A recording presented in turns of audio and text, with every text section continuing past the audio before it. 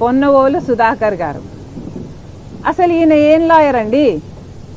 ఈయన ప్రత్యర్థి చేస్తున్న ఆరోపణ తప్పు అని నిరూపించాల్సింది పోయి, నేను చేస్తున్నది ఆరోపణ, నేను చెప్తున్నది నిజము అని నేను చెప్పడమే కాకుండా ఆయన ప్రెస్ మీట్ పెట్టి ఆయనే భుజాలు తడుముకుంటూ నేను చెప్పింది నిజమని ఆయనే చెప్తున్నాడు.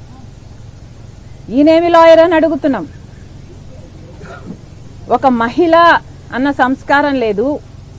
మాట్లాడుతున్నది రాజశేఖర్ రెడ్డి గారి బిడ్డ గురించి అన్న సోయి లేదు. కాంగ్రెస్ పార్టీ అధ్యక్షురాలు గురించి అన్న స్పృహ లేదు. ఏకవచనముతో నన్ను సంబోధిస్తూ ఊగిపోతూ ఆయనకున్న టాలెంటు స్వామి భక్తి, జగన్ భక్తి అని నిరూపించుకున్నాడు. అంతకు మించి ఆ ప్రెస్ మీట్లో నాకు ఇంకేమీ అర్థం కాలేదు.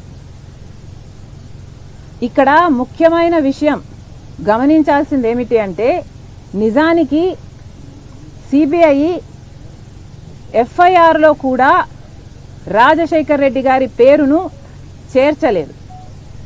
చేర్చకపోతే ఇదే పొన్నవోలు సుధాకర్ రెడ్డి గారు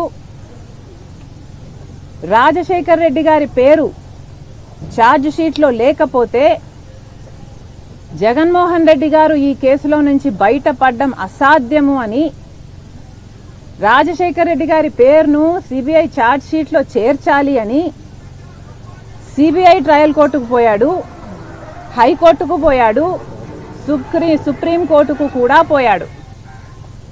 సిబిఐ కోర్టు కొట్టేసింది, హైకోర్టు కొట్టేసింది. ఆ తర్వాత సుప్రీం కోర్టులో ఏది ఎంక్వైరీలో ఏది చేస్తారో అది చేయనియండి, చేసే ప్రక్రియను బట్టి తర్వాత నిర్ణయం తీసుకుందాము అని సుప్రీంకోర్టు చెప్పింది.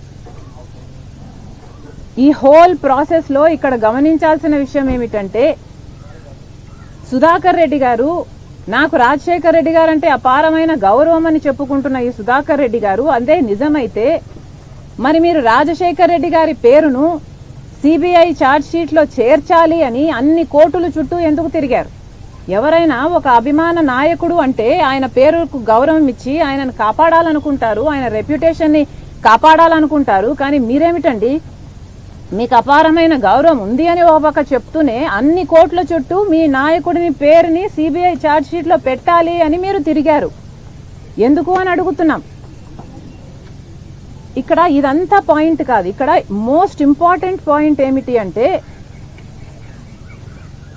జగన్మోహన్ రెడ్డి గారే ఒక పాయింట్ని రుజువు చేస్తున్నారు.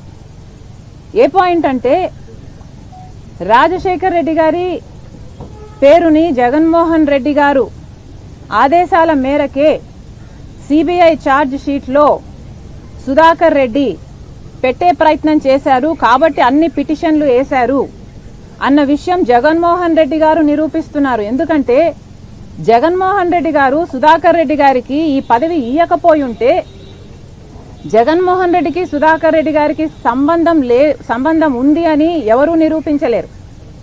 కానీ ఇక్కడ ఏం జరిగింది అంటే, జగన్మోహన్ రెడ్డి గారు బయటపడాలి అంటే రాజశేఖర్ రెడ్డి గారి పేరును కూడా ఛార్జ్ షీట్ లో చేర్చాలి అన్న ఉద్దేశము వీళ్ళందరికీ ఉంది కాబట్టి, జగన్ రెడ్డి అండ్ టీమ్ కు ఉంది కాబట్టి ఈరోజు ఇది జరిగింది. కాబట్టే అందుకు ప్రతిఫలంగా అడిషనల్ అడ్వకేట్ జనరల్ పదవిని సుధాకర్ రెడ్డికి ఇవ్వటం జరిగింది అని నేను ఆరోపించటం లేదు. ఇది స్వయానా జగన్మోహన్ రెడ్డి గారు నిరూపించుకున్నారు. వీళ్ళందరూ ఒక టీంగా పనిచేశారు అని.